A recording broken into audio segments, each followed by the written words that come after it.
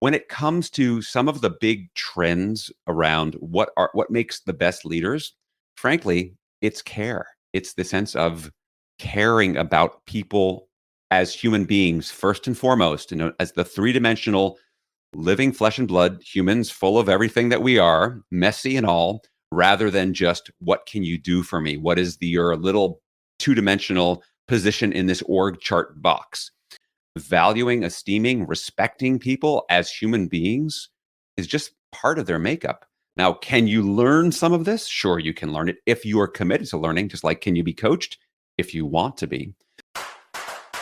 Welcome back, everyone, to the Geeks, Geezers, and Googlization Show, the home of Googlization Nation, where we talk with HR and business thought leaders about the crazy shift going on all around us and explore the disruptive convergence of technology, business, and people. Here are your hosts, Ira Wolf and Jason Cochran. Hey, welcome back, everyone, to another episode of Geeks, Geezers, and Googlization. Thank you for being part of Googlization Nation. I'm Ira Wolf. And I'm Jason Cochran. If you think this is just another podcast, think again. We're the voice of the most important conversations on the future of work that's confronting business leaders and people today. And our goal is to bring you ways to reimagine tomorrow and explore the impact and convergence of business, technology, and people. This episode of Geeks, Geezers, and Googlization is sponsored by our partner, Y Institute, your personal and professional GPS for a meaningful life and purpose-filled career. You'll hear more about the Y operating system and the Y Institute a little later on in the show.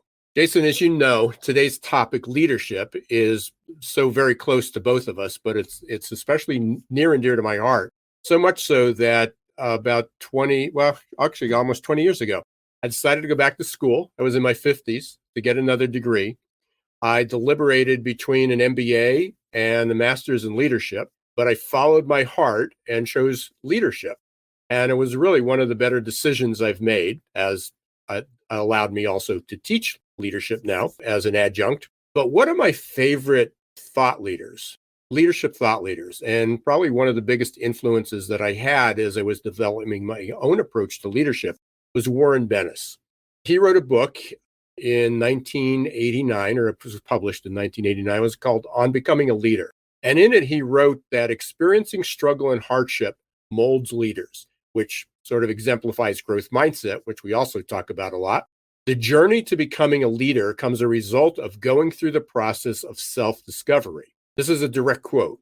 Before people can learn to lead, they must learn something about the strange new world. Now, he wrote that, as I said, in 1989, and can only imagine what he'd be thinking today if we had an opportunity to chat with him. But we have another leader, Alain Hunkins, who will be joining us in just a few minutes. But we are for sure definitely living in a strange new world, and there was unquestionably a need for leadership. Unfortunately, it seems that a lot of leaders are stuck in the past. They're looking at their past experiences and thinking that, hey, what happened in the past is a good roadmap for the future of work. I'm not so sure that's the best path, so we will be really digging deep into that subject today. But that leads me into what we call our Perfect Labor Storm segment. So in each episode, we focus on a disruptive, surprising, or worrisome trend that we believe you should know. Here's today's Perfect Labor Storm. While we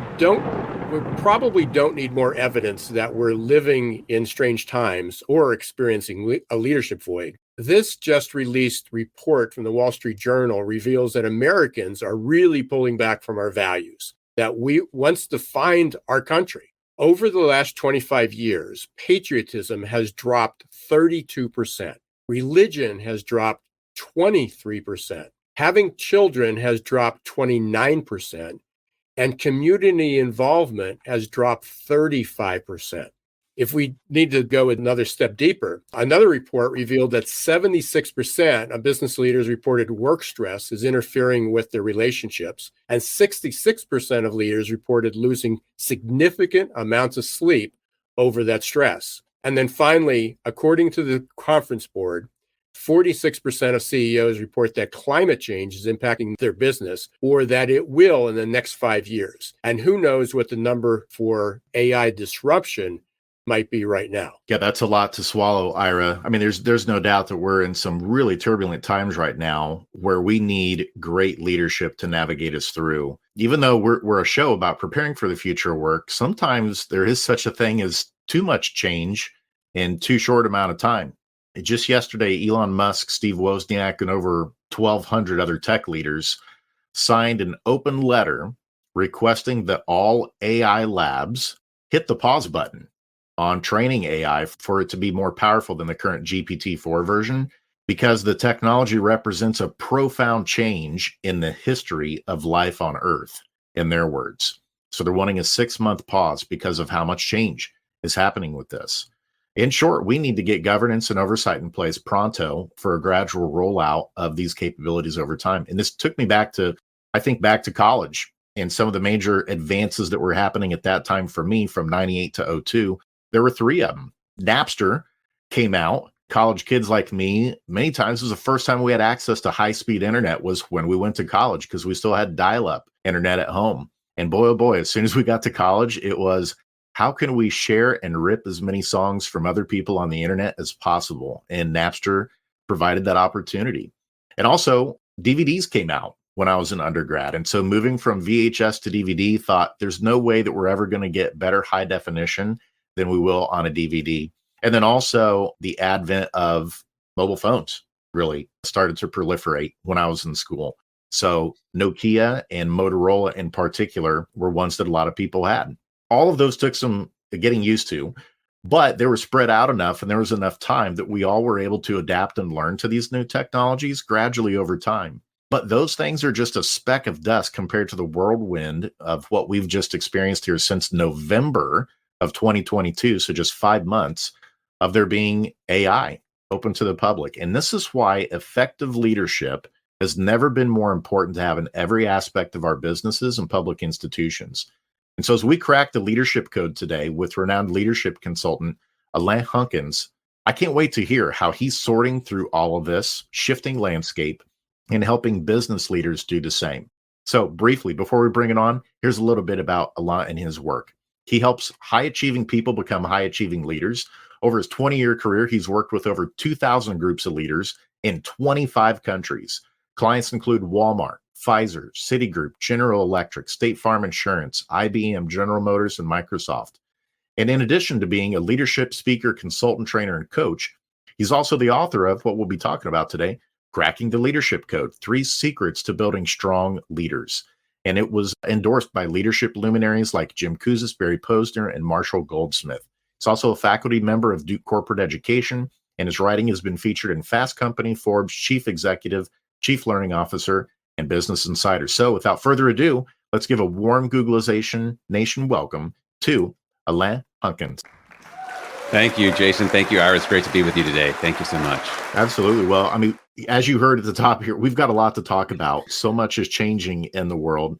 And so, before we get into those things, let's just get to know you a little bit and your leadership journey of why you're so passionate about this. So tell us your journey of why you became passionate about this topic of leadership development. Sure, happy to. So for me, I think about at its core, leadership is just about the most fundamental human behavior that we have. And think about it, all of us, and I'm not talking about titles, are you the CEO or I'm just talking about in life. Every single day we wake up and hopefully get out of bed. And every single day when we wake up, we have an opportunity to lead ourselves first and foremost, and then lead others around us. And I like to think of every single day as this blank canvas. And the fact is, what I think great leaders do is that they are intentional about how do they go out in the world and lead. And so my work has been very much about demystifying, kind of taking leadership off of the pedestal and not just democratizing it. It's not just for a few rare select people, but it's actually for all of us. And not only that, but it actually turns out that the skills of leadership can be broken down into kind of 3, what I call the meta skills, right?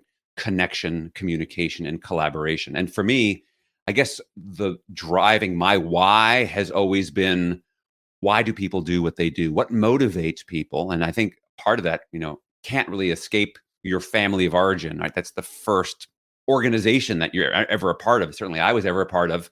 And so as I think back to my own journey, it's in some ways pretty unique. So I grew up in New York City. It's not particularly unique. I was raised by a single mom and my grandmother, also not particularly unique. I have an older brother, not unique.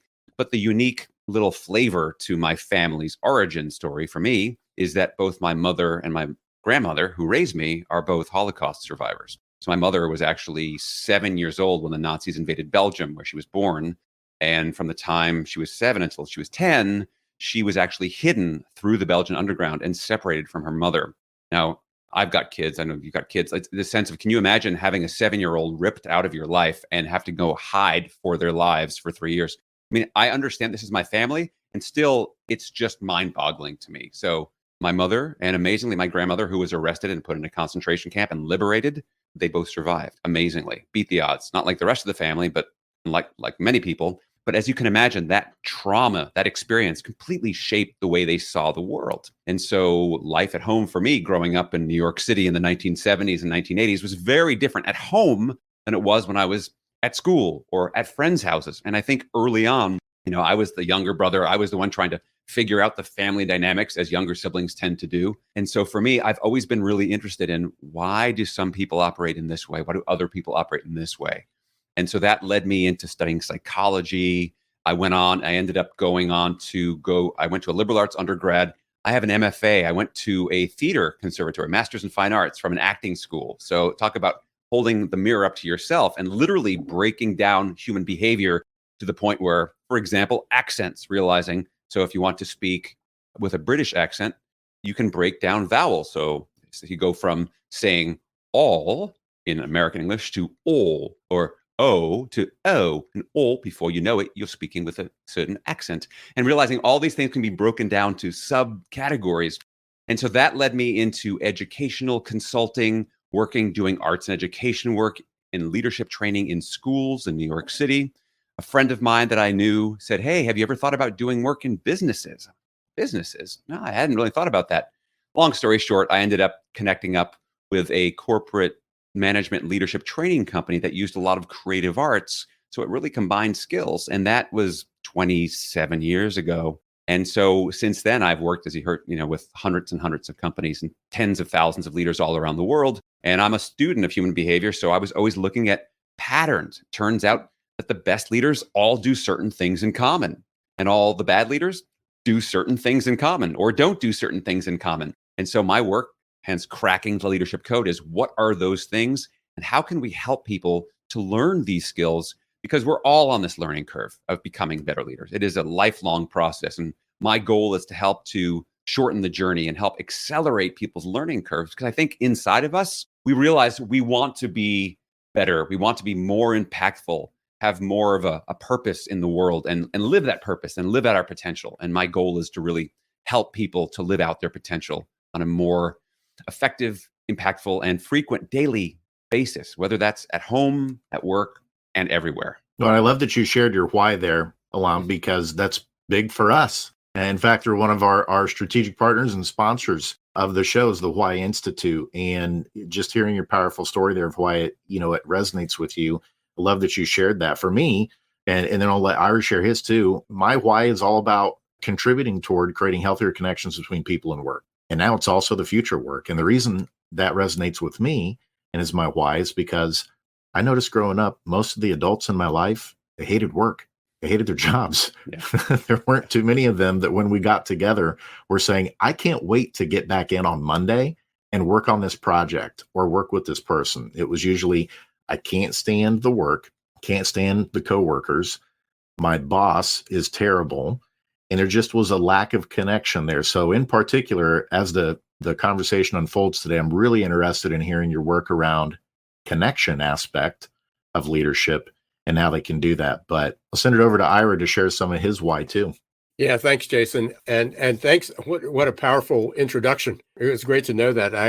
We share some history there. Talk about that. Actually, my grandfather and two of his siblings had actually left Russia, Eastern Europe, Lithuania, and the others had not. And so we did lose them. We don't know what happened, but we can only surmise, what happened. So some similar paths there. But as far as my why, it's to help others find the better way to challenge the status quo and to be extraordinary. And ultimately, that's what we're doing with the show. I mean, we're sort of living the why, through this. And Jason and I share, a lot about that. But as you said, there's 9 different whys. People approach life differently. They want to get out of life, what's meaningful to them and in the way that they want to live, and how was that shaped. And so I'm with you. I don't think you knew this, or you might have if you'd done any background on me. My background, you went through a MFA. I mean, I went through a dental school, and then end up this. And the part that fascinated me the most was understanding people's behavior, and so I spent the last 28 years, I started a company, did a lot of assessments, pre-employment leadership assessments, but it's mostly helping. People thought it was about making sure we hired the right people, but mostly it was make sure you know who the person was. And ultimately is you have these tools of as I mentioned earlier in my introduction about self-reflection. And you shared that, not only why do you do the things that you do, but understanding where your place in the world is, and which gets into emotional intelligence. But you mentioned something that I want to, before we get into the connections, you talked about some traits that were common that you found in your studies and in your experience, some traits that were common with leaders that are successful universally, doesn't matter what they're leading, and then some traits that are unsuccessful or common in unsuccessful people. Real briefly, can you share some of those, and then we can talk about how do we, how do you use, how are they using those, or how do we overcome those? Yeah, sure thing. So I'd say in general, I'm kind of starting at a bigger picture level. One of the differences between, we'll just call them lousy leaders and great leaders, is that lousy leaders tend to have this me orientation, right? Again, so it's about, I need you to do this. And if you look at why, their why is because I said so. That's why. Because I'm in charge. That's why. And anyone who has been parents of teenagers, that doesn't work with teenagers. It doesn't work with employees. It doesn't work with anyone. And so this whole sense of where are you in the orbit, and do you see yourself as the commander in chief? And again, I call that in my book the old school style of leadership that worked to a point when there weren't a whole lot of other options. That is not the world that we live in now. So that is one big thing, is the difference between our kind of self-orientation or others. And one hint, by the way, you can tell if someone, where the orientation is listen for the pronouns they use, right? Is it about we and the team, or is it about me and I achieved this and my people did this for me? And just start to notice that, because language is a real window into people's thinking. So that's one thing that I consider it overall. When it comes to some of the big trends around what makes the best leaders, frankly, it's care. It's the sense of caring about people as human beings, first and foremost, as the three-dimensional living flesh and blood humans full of everything that we are, messy and all, rather than just what can you do for me? What is your little two-dimensional position in this org chart box? The theologian Martin Buber talked about the difference between the I-it relationship and the I-thou relationship. And I think and it's funny, when I've interviewed many great leaders, what I find is most of them do this intuitively. It's sort of part of who they are, that they just realize valuing, esteeming, respecting people as human beings is just part of their makeup. Now, can you learn some of this? Sure, you can learn it if you are committed to learning, just like can you be coached if you want to be. So I'd say those are a couple of places to start from, and we can certainly dig in deeper as we go. Yeah, it's so interesting that you talked about the I and the we, because I remember, and again, some of it, as you suggested, might be intuitive. In my dental practice, I mean, for most of the 15 years that I had a private practice, it was it was me. I was the owner, and then I brought in a few associates, but I was still the boss.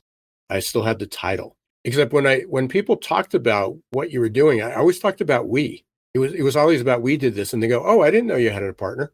No, it's just me. I mean, but I have a team. I couldn't have done it without the team, and it's so, to me, I just took it for granted that was just natural, and other people were still looking at that more traditional identification. Well, you're the boss. I mean, you can do what you want. I wish I was the boss and I can control everything, and that's just not it.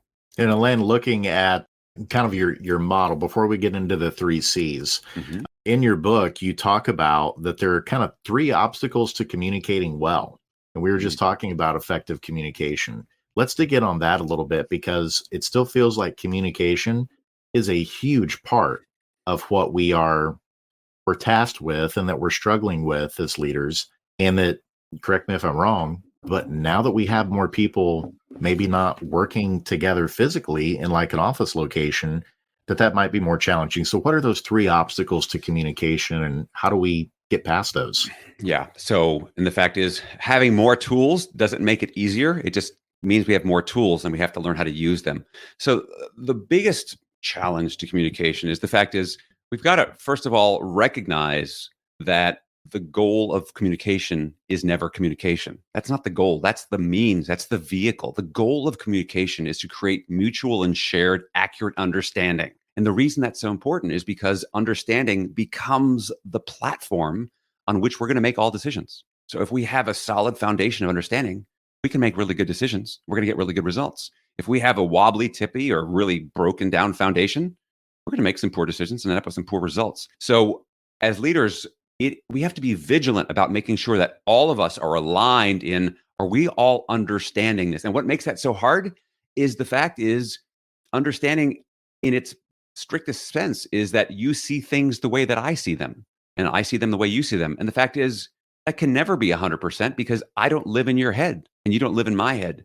And what is crystal clear to me and seems so blatantly obvious is not crystal clear to you because you're not me. I mean, how many of us have ever said things like, well, I sent the email. They should know what to do. Or don't they realize what a dumb process we have here?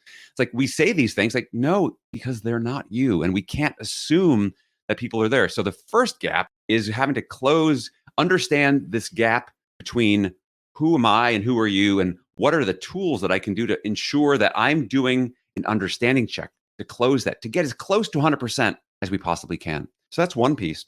The next piece has to do with the fact that there's a lack of shared context, right? Because you are in your own head. And so you can then edit out all the stuff that is not relevant. And it's so clear what it is relevant. Whereas other people have everything swimming around. And unless you can do a really good job of framing the context for the messaging, for the communication, you're going to be competing with every other bit of noise in the system. And that is just really challenging. And then, of course, the third piece is just information overload. You know, people don't need more information. They need more insight, right? We are drowning in information. I mean, I talk to people, how many people do we know get an average of 200 to 300 emails in their inbox every single day? How can you possibly process that information and get anything else done?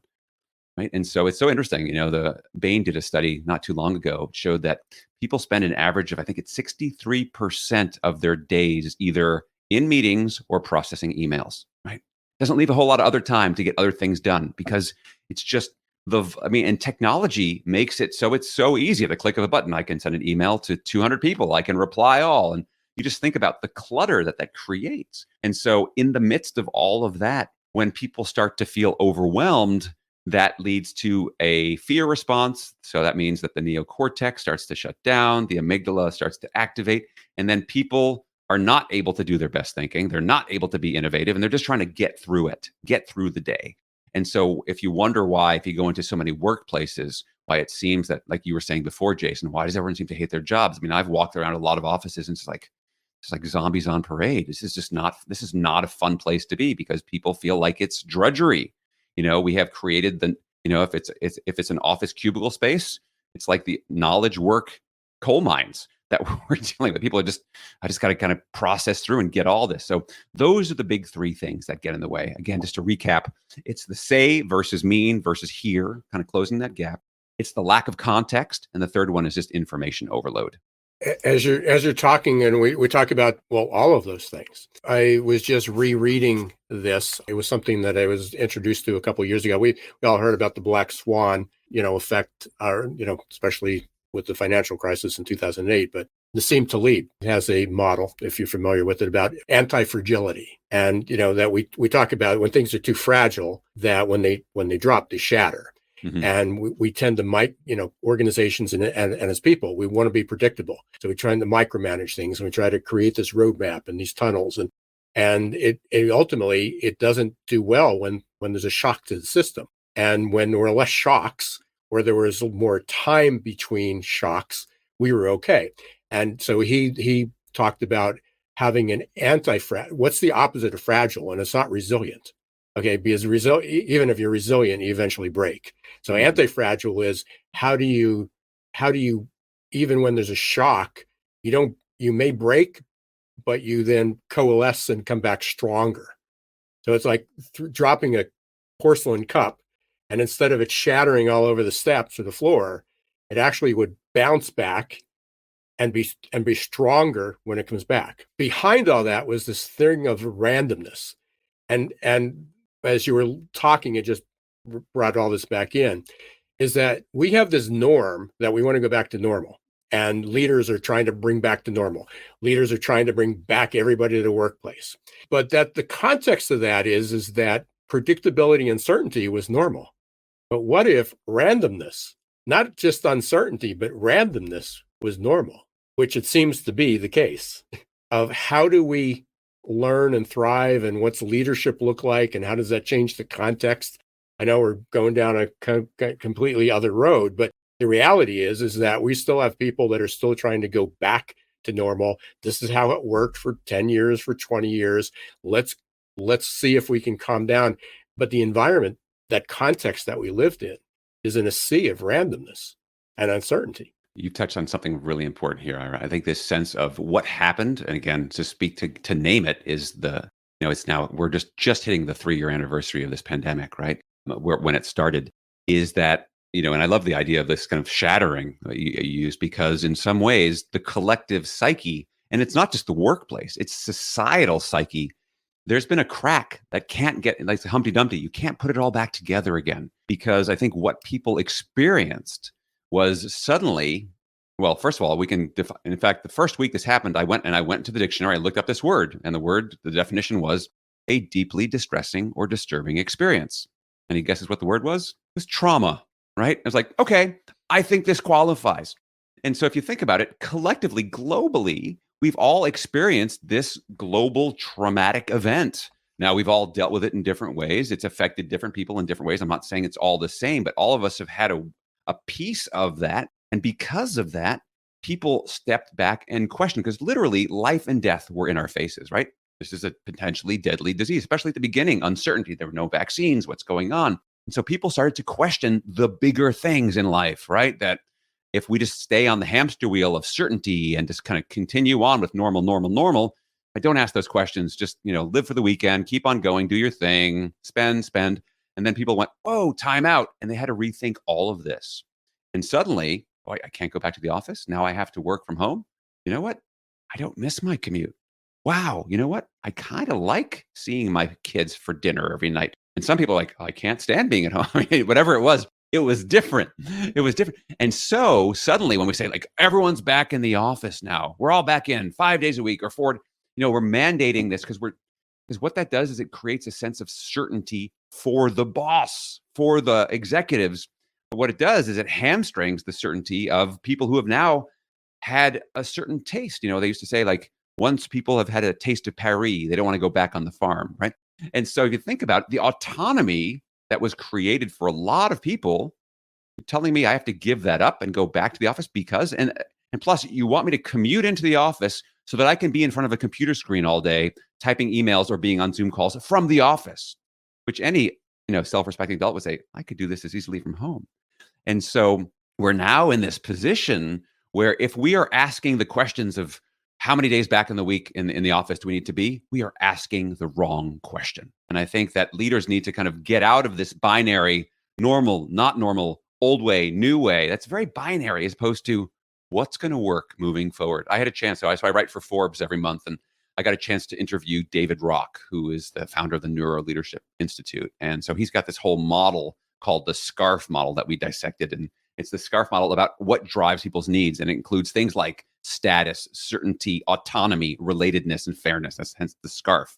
And where we got to in this conversation was it isn't about right and wrong. It's about ultimately the questions we should be asking is how can people be as engaged as possible and as productive as possible? And it might turn out that is not the answer to that question, may not be a one size fits all within your company. It may have to get broken down all the way to the team and or the individual level. And so the question that I am challenging leaders continuously is, are you willing to let go of the conformist one size fits all solution, which, by the way, never really worked that well anyway? Are you willing to let go of that and start to innovate? But to do that, you need to have a level of trust and, frankly, I'll say maturity of treating people like adults in a way to create solutions that will work in this new shattered environment. You know, Alain, as you're speaking there, it reminds me back to when I worked primarily as a psychologist in schools, and we ran across this problem with reading, where it pretty much was one size fits all in school. Here's the reading program, and great, it works for 50-60% of the kids. For the other kids, sorry about your luck, but this is the way that we teach. And what we learned over time scientifically was we needed to bring in multi-tiered systems of supports, primary, secondary, tertiary levels of intervention to design the right reading curriculum and interventions for groups of kids, but then also individual kids who might need that individual support. And I've been a major proponent of that type of model, the multi-tiered systems of supports, being in place in organizations as well, because we may not be working on reading skills, but we are definitely working on leadership skills. We're working on what's often called the soft skills of how do we work and collaborate together, which is one of your other C's in your model. And so I love that you shared there that example of the tiered system approach, because I think that is going to be the future. And we are going to need technology to help us deliver the right types of learning, the right types of skill development in order to do more of that tailoring and get away from the out-of-the-box cookie cutter type approaches that we've taken to developing people and helping teams be productive and cohesive together. And we need to take a short break. I can't believe that we are at the time that we are. Great. What a fantastic conversation with Alain Hunkins, talking about cracking the leadership code. And we're sort of all over the board, but that's, I guess, the nature of randomness in today's world. That's right. So, and you nailed it, by the way. As you talked about it, we talk about remote work, hybrid work, in office, going back to the office, going back to normal. And the word that is out there, but we seem to forget about, is flexibility. And flexibility also means, who's it flexible? It doesn't mean 3 days and 2 days, 4 days and 1 day, 4-day work week. We're flexible. But sometimes 4-day work week works for people. Some days a 5-day in the office works. Sometimes 0 days in the office is going to be what is demanded. And that's going to be an organizational challenge. And that's what we're talking about, how to crack the leadership code in the future of work. We're going to take a really short break. We will be back, continue this conversation. Hang in there. We'll see you in 2 minutes. For most of us, change is freaking terrifying. And unfortunately, there's no app to adapt. That might change in the not so distant future. But for now, we're on our own. That means we can either accept our default future or reimagine our tomorrow. For those of you who choose default, good luck. Just remember, there's no pause button for change. You can't turn back the clock. And there's no get out of jail free card in this age of perpetual uncertainty. Like it or not, change will happen all around us. And that change is not becoming just more disruptive and frequent, but volatile, uncertain, complex, and ambiguous, or VUCA. Fortunately, you can make change work for you and turn it into your personal and competitive advantage. Reimagine your future to one in which you're living with purpose, you're happy, and you're growing, thriving, and flourishing. If you're ready to rewrite your next life chapter and regain control of your destiny in this never normal world, your journey starts here. Contact the leader in adaptability and making change work for you, your team, and your organization. Ira S. Wolf, adaptability.expert. There's a certain kind of coach who believes what we believe, who leads people to greatness, who gets people unstuck, who unlocks all of your passion. A coach who helps people discover what drives them to tap into their superpowers. That knowing your why is the first step to untap potential, to focus, to breakthroughs. A coach who's looking for a better way. Are you that coach? Hey, welcome back, everyone, to Geeks, Geezers, and Googlization. Today, we're talking about cracking the leadership code. Got Alain Hunkins here as I trip over that each time. And what a wonderful conversation we had in the first segment of the show, and we're going to continue that. I just want to, we talked about trauma and stress and everything that was going on. I'm a huge fan. I remember when it first came out, futurist in the late 1960s, early 70s, Alvin Toffler, and he wrote about future shock. And he talked about the shattering stress and disorientation that individuals would feel to being subjected to so much change in a short period of time. And that's, there's so many ways to describe what our environment is. And people are trying to control the environment rather than respond to their environment. They're trying to micromanage that change, and we can't do it. But in doing so, you had the 3 C's, and we hit on one of them. Why don't we dig a little bit more into the other 2 C's of your model? Sure, happy to. It's funny you talk about Alvin Toffler, because one of his, in 1980, so this is obviously dating it now almost 43 years.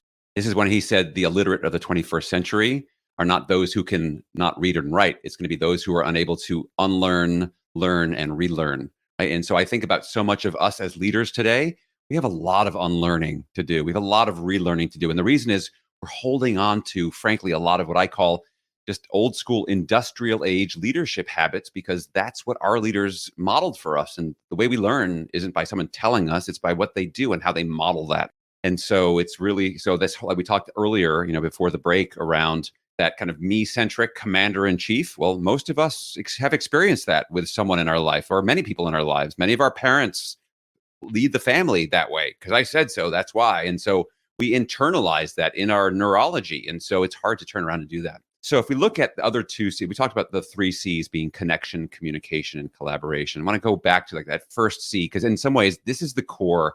Because look, at the end of the day, I don't care what industry you are in, whether it's technology, retail, pharmaceuticals, doesn't matter. In that, first and foremost, you are in the people business, because everything gets done in and through other human beings.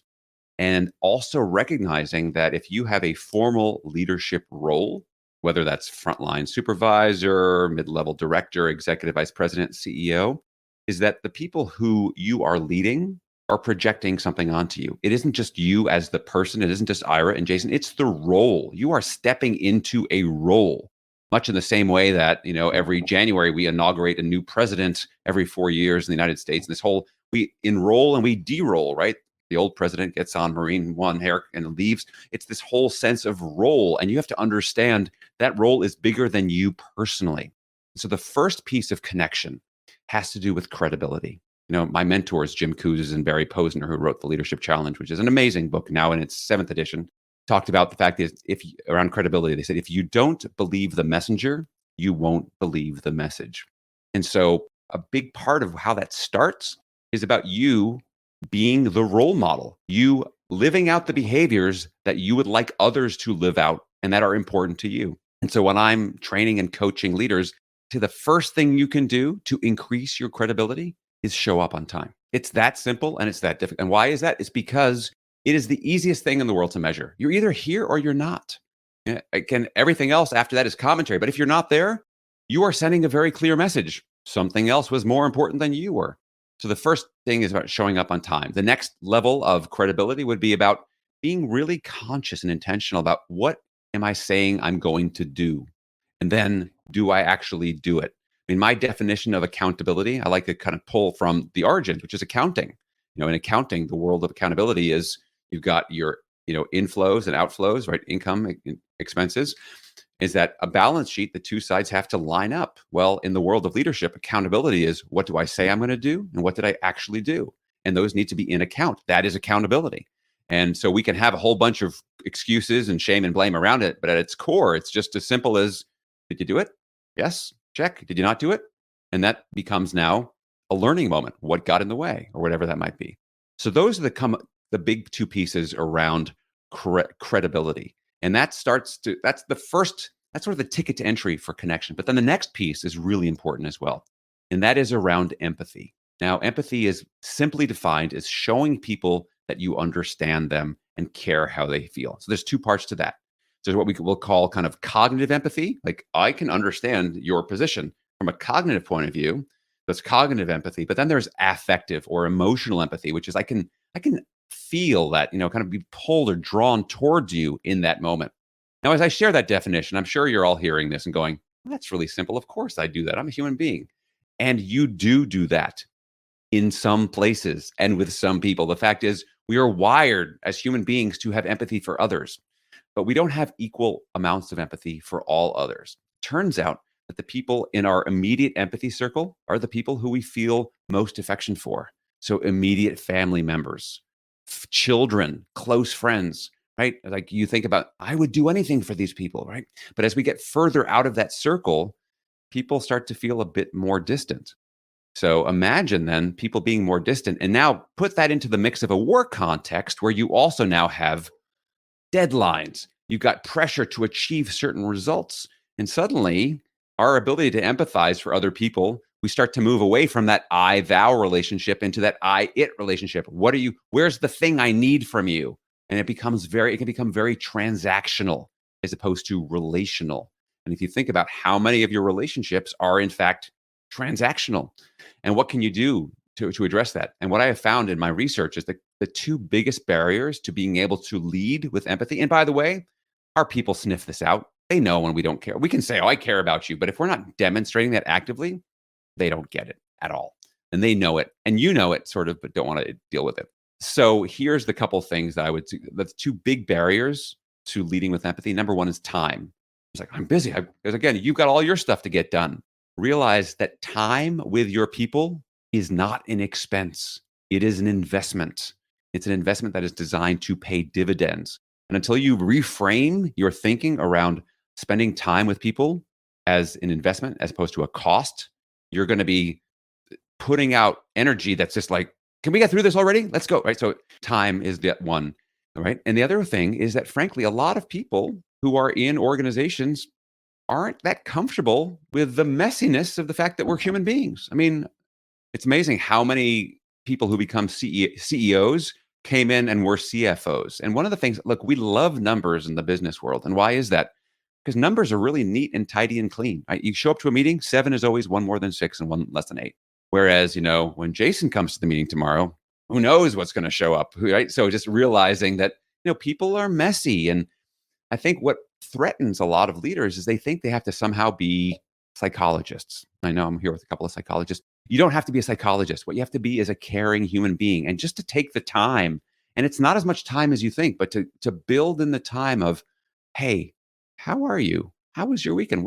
And to really listen and give people a chance to settle themselves. And I won't go into all the brain science of what this does, but what that does is it creates a sense of psychological safety, and so that people can be present.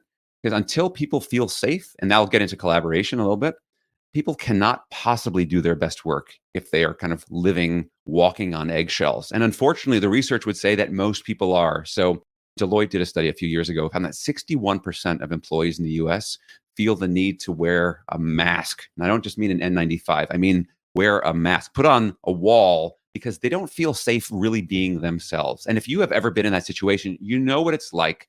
And what that does is that creates a low trust, low connection, and ultimately a low performance culture. So that's just a start of that kind of covers the big pieces around connection. It's credibility and empathy. So I'll stop there for a moment because I'm talking about connection for a while. Yeah, the empathy part is so big. I mean, right now, especially with how many anxieties folks have around, am I still going to have a job? Is artificial intelligence going to take away the job that I have? Am I going to have to reskill and upskill? And so, I mean, I can absolutely see where empathy has already been important as we dealt with, 3 years of COVID. But now even moving forward, we're moving into major disruption and change in terms of what are even jobs? Is it going to be, dispensed more in terms of here are tasks that need to get done and skills that people have?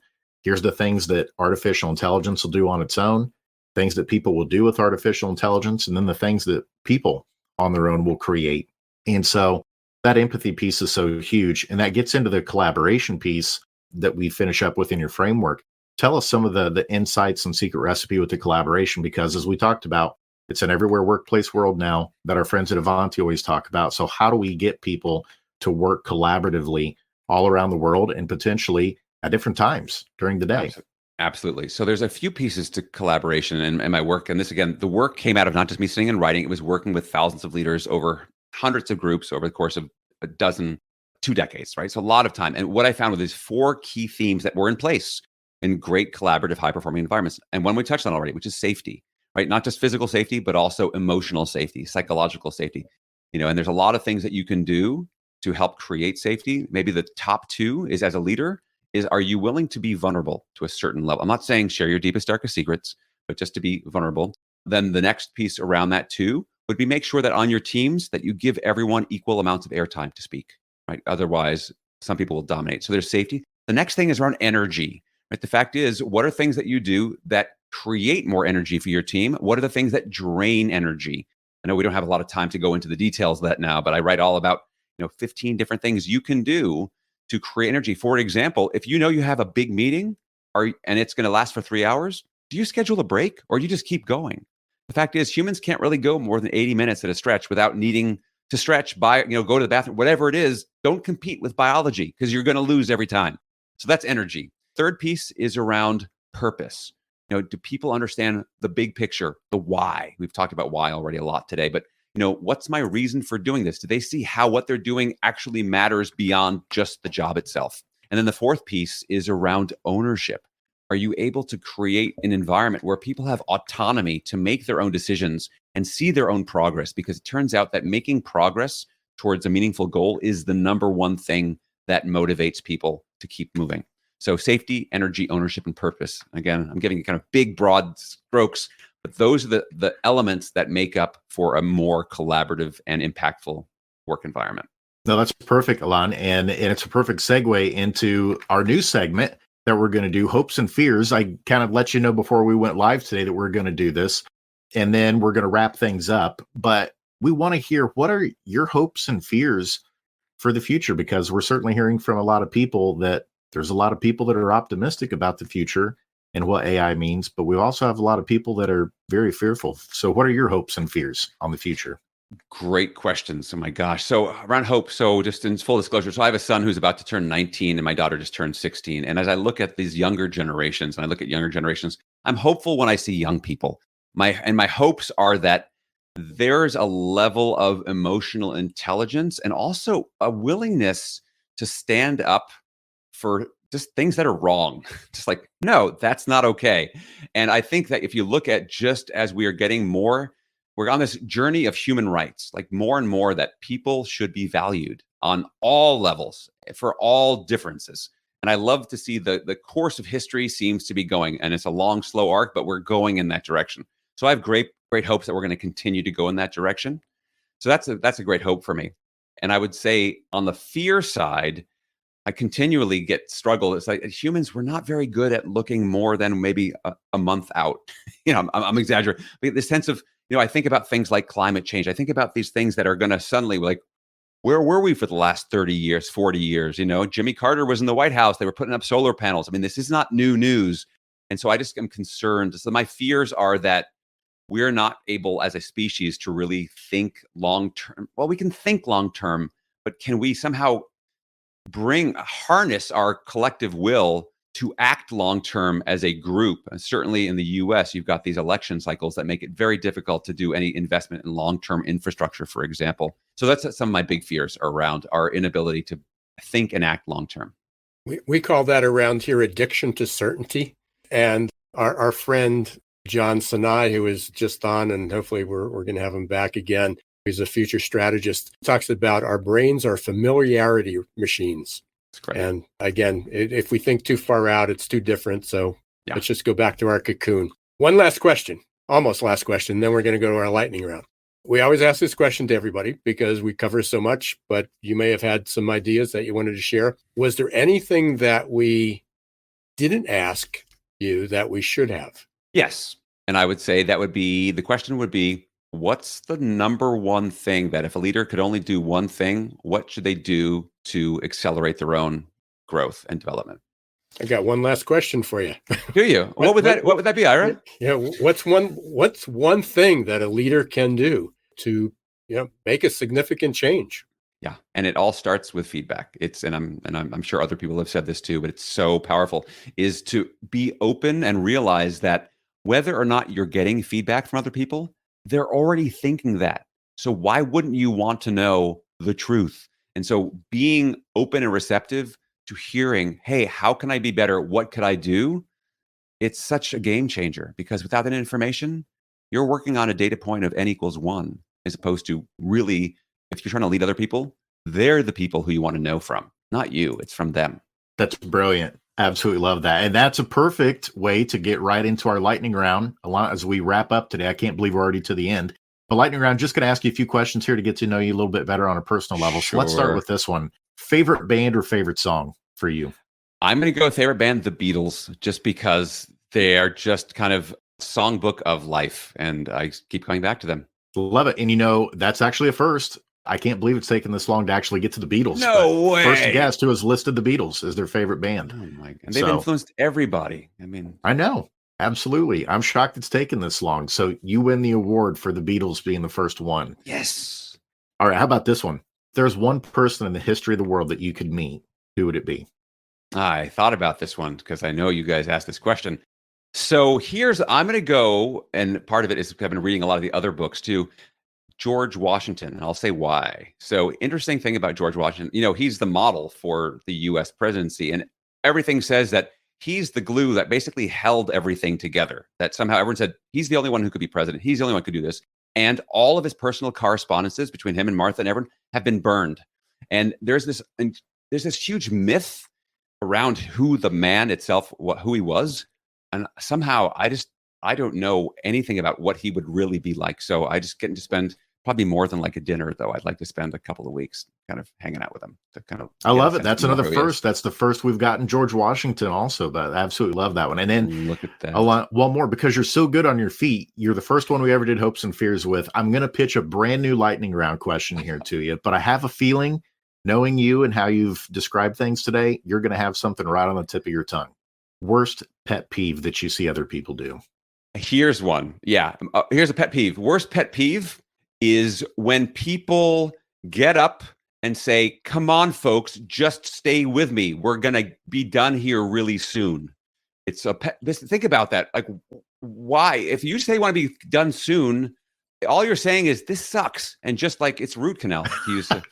Sorry, Ira, but right. You probably had to say that a lot. Exactly. This will be over soon. World. It's just that frame. Like, don't frame things in a way that put people into a negative. Same thing with like, I know it's after lunch, so you're all falling asleep right now. That does nothing. So it's this whole throwing out. I guess the big umbrella here is throwing out these presuppositions to assume that's how other people are feeling. That puts them in a negative state. That is a pet peeve because it is kind of small, but it's not small. I can tell we touched the nerve there, which was the point of the question. Thank you so much for being vulnerable and sharing about that, Alain. And for those who are wanting to learn more about Alain and his work that he does, you can go to alainhunkins.com to learn more about that. And are they open to connect with you on LinkedIn as well? Absolutely. And you can contact me through the website. There's some spots there. But yeah, please feel free to connect with me on LinkedIn. If I can be of service to you in any way, I'd be happy to connect. Thank you.